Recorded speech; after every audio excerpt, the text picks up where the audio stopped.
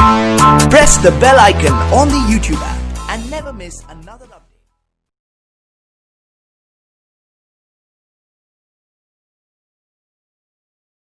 नमस्कार दोस्तों, मैं हूं आप सबका दोस्त यसी ऋषि और मैं अपने इस यूट्यूब चैनल दाज अकेडमी 17 पर फिर से आप सबका एक बार स्वागत करता हूं।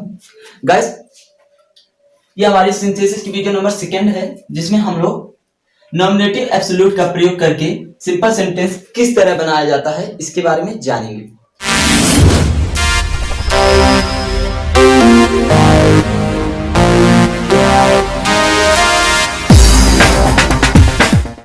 सो गाइस, नॉमिनेटिव एब्सोल्यूट इसका हिंदी अर्थ होता है पर, ठीक है। इसे भी एक प्रकार का पार्टिसिपल माना जाता है, ठीक है गाइस।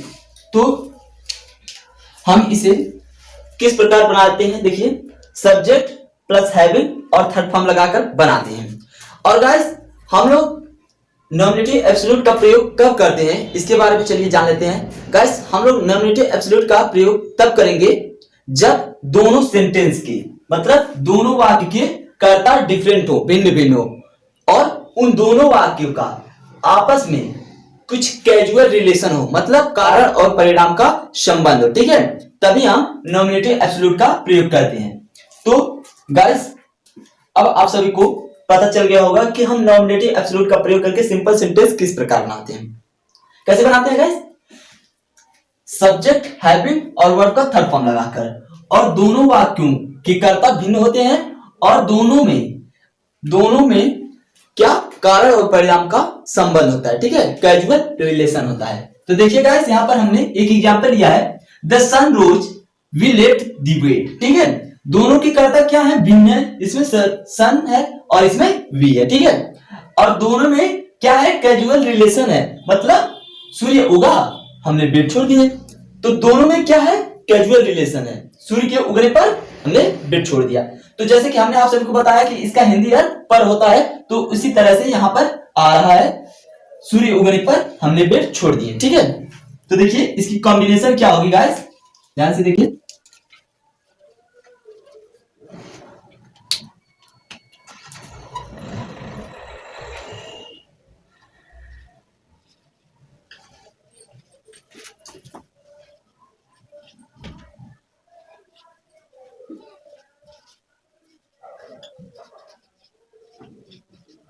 ठीक है गाइस, ये कंप्लीट हुआ।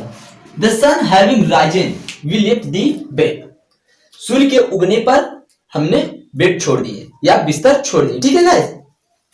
तो इसमें क्या क्या अर्थ निकला गाइस, पर, ठीक है।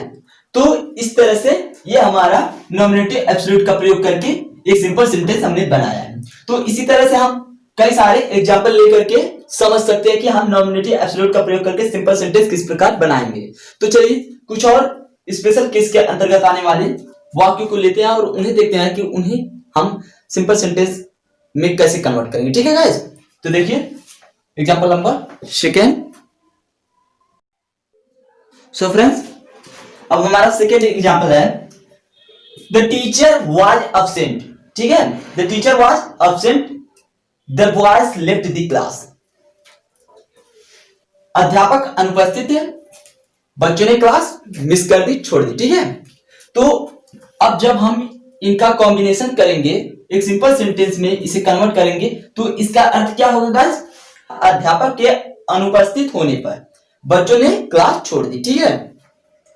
तो देखिए गाइस, इसमें थोड़ा कुछ स्पेशल केस के रूल लगेंगे, जैसे कि हमने आप सभी को बताया था कि जब हमारे पहले सेंटेंस में क्या आएगा, बी फॉर्म का हेल्पिंग वर्ब आएगा, जैसे कि यहां पर आया है वाज, तो हम क्या लगाएंगे, बी, इस वाज को हम बी में कन्वर्ट कर देंगे, यानी कि बी और उसमें आईएनजी फॉर्म लगा करके बीइंग में कन्वर्ट कर देंगे।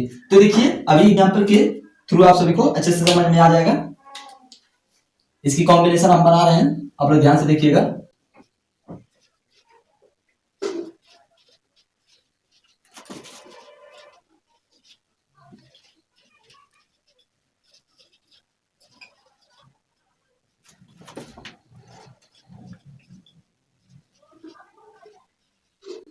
ठीक है गाइस, इस तरह से हमने क्या किया है, वाज को बीइंग में कन्वर्ट कर दिया है। The teacher being absent then was left the class.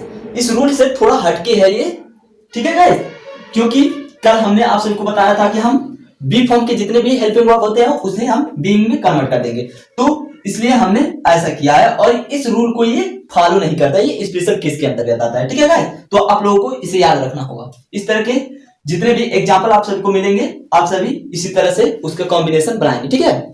अब चलिए एक और एग्जाम्पल ले लेते हैं। सो फ्रेंड्स, अब हमारा तीसरा एग्जाम्पल जो है वह भी एक स्पेशल केस के अंतर्गत आता है। देखिए क्या है हमारा तीसरा example. The captain was killed, the army fled. कप्तान मार दिया गया, आर्मी भाग गई, ठीक है। तो इसकी हिंदी कॉम्बिनेशन क्या होगी, कप्तान के मार दिए जाने पर आर्मी भाग गई, ठीक है। तो गाइस यहां पर भी एक स्पेशल केस लगेगा।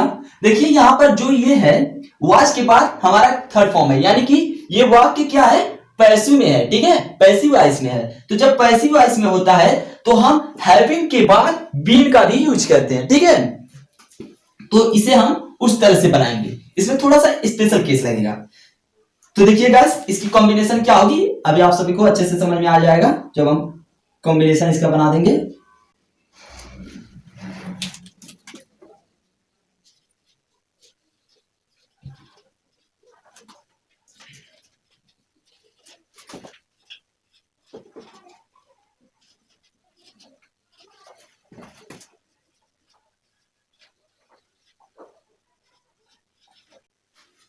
ठीक है ना, इस तरह से इसकी कॉम्बिनेशन बनेगी।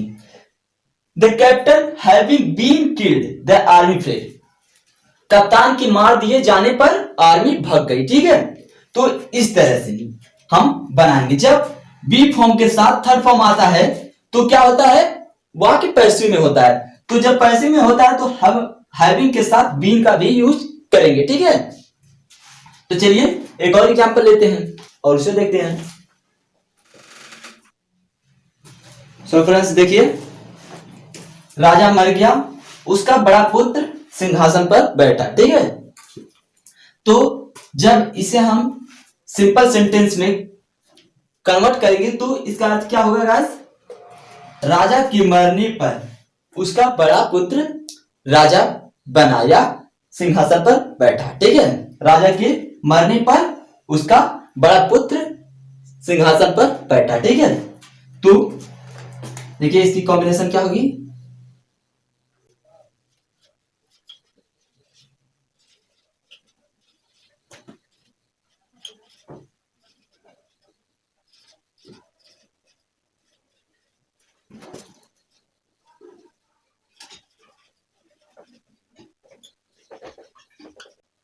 ठीक है ना, इस तरह से इसकी कॉम्बिनेशन बनेगी। राजा के मरने पर उसका बड़ा पुत्र सिंहासन पर बैठा, ठीक है गाइस। आई होप आप सभी को अच्छे से समझ में आया होगा और आप सभी को नॉमिनेटिव एब्सोल्यूट का प्रयोग करके सिंपल सेंटेंस बनाना भी आ गया होगा। तो इसी के क्रम में हम अब इंफिनिटिव का प्रयोग करके किस तरह से सिंपल सेंटेंस बनाएंगे इसके बारे में चलिए जानते हैं, ठीक है। सो फ्रेंड्स देखिए, अब हम इंफिनिटिव टू का प्रयोग करके सिंपल सेंटेंस बनाना सीखेंगे। सो गाइस इंफिनिटिव टू का प्रयोग कहां करेंगे और किस लिए करेंगे, चलिए इसके बारे में जान लेते हैं गाइस। तो देखिए गाइस, इंफिनिटिव टू का प्रयोग हम तब करेंगे जब हिंदी वाक्य में ना नीने शब्द आता है, ठीक है, तब हम इंफिनिटिव टू का प्रयोग करते हैं, ठीक है। क्योंकि टू का मतलब ना नीने ही होता है हिंदी में और इसका टू का अर्थ के लिए भी होता है, ठीक है। तो गाइस हम इंफिनिटिव का प्रयोग करके अब दो सिंपल सेंटेंसों को एक सिंपल सेंटेंस में कन्वर्ट करेंगे, मतलब उसका कॉम्बिनेशन बनाएंगे। तो गाइस हम टू का प्रयोग कहां करते हैं, इसकी एक्चुअल जगह कहां है, कहां हम टू लगाएंगे। तो गाइस जो क्रिया उद्देश्य प्रकट करेगी वहां पर हम इंफिनिटिव टू का यूज करेंगे। जैसे कि I have a dog, it guards my house. मेरे पास एक कुत्ता है, यह मेरे घर की रखवाली करता है। तो गाइस हम इंफिनिटिव टू का यूज तभी करेंगे जब पहला वाक्य दूसरा वाक्य दोनों में रिलेशन होगा और किसी एक वाक्य में उद्देश्य होगा, ठीक है। तो जो उद्देश्य होगा उसी के पहले हम क्या करेंगे, उसी वर्ब के पहले हम टू का यूज करेंगे। तो देखिए, आई हैव अ डॉग, मेरे पास एक कुत्ता है, इट गार्ड्स माय हाउस, यह मेरे घर की रखवाली करता है। तो यही उद्देश्य है गाइस। तो इसकी कॉम्बिनेशन क्या होगी गाइस, देखिए,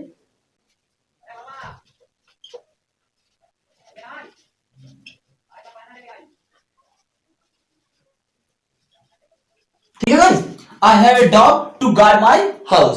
तो इस तरह से हम कॉम्बिनेशन बनाएंगे। ये उद्देश्य, ये क्रिया क्या कर रहा था, उद्देश्य शो कर रहा था, ठीक है। तो उसी के पहले हमने क्या लगा दिया है, टू लगा दिया है। और हम हमेशा टू कहां लगाएंगे, वर्ब के फर्स्ट फॉर्म के पहले, ठीक है। जो वर्ब होगा वह फर्स्ट फॉर्म होगा, तभी उसी के पहले हम टू का यूज करेंगे। यह भी जानना अति आवश्यक है गाइस। तो ये हमारा कंप्लीट हुआ पहला एग्जांपल। चलिए एक और एग्जांपल ले लेते हैं। सो फ्रेंड्स देखिए, ये हमारा सेकेंड एग्जांपल है। ही वेंट टू आगरा, वह आगरा गया। He wanted to see the Taj, वह क्या, ताज देखना चाहता था, ठीक है। वह आगरा गया, वह ताज देखना चाहता था, मतलब ताजमहल, ठीक है। तो जब हम इसका कॉम्बिनेशन करेंगे तो क्या होगा गाइस, देखिए,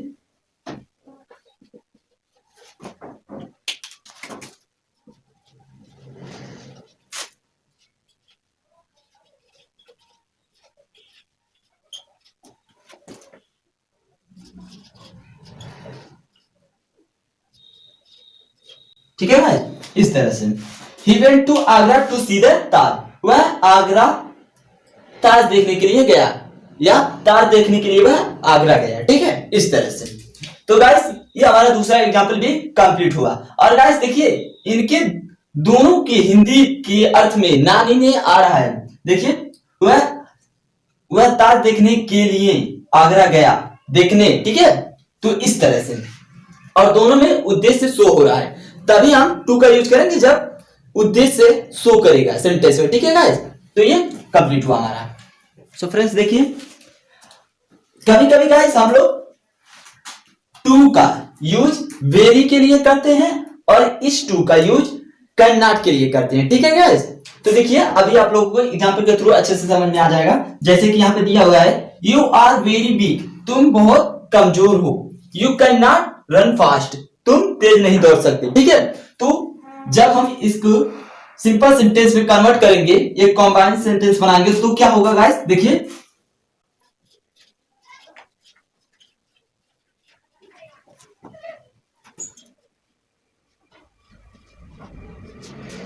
ठीक है गाइस, इस तरह से इसका कॉम्बिनेशन होगा। You are too weak to run fast, तुम बहुत कमजोर हो, तुम तेज नहीं दौड़ सकते, ठीक है। इस तरह से हम बनाएंगे जब इस तरह का हमें सेंटेंस मिलेगा तब। चलिए एक और एग्जांपल देख लेते हैं इसी का। सो फ्रेंड्स देखिए, हमारा नेक्स्ट एग्जांपल है, she was very fat, she could not sit properly, वह बहुत मोटी थी, वह अच्छे से नहीं बैठ सकती थी, ठीक है गाइस। तो उद्देश्य कहां शो कर रहा है गाइस, यहां सिट प्रॉपर्ली, अच्छे से नहीं बैठ सकती थी। तो हम इसी के पहले टू का यूज करेंगे, सिंगल टू का, ठीक है।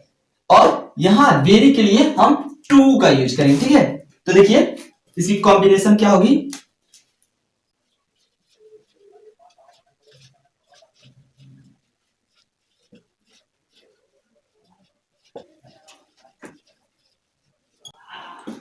She was too fat to sit properly. तो इस तरह से हम इंफिनिटी टू का प्रयोग करके सिंपल सेंटेंस बनाएंगे, ठीक है गाइस।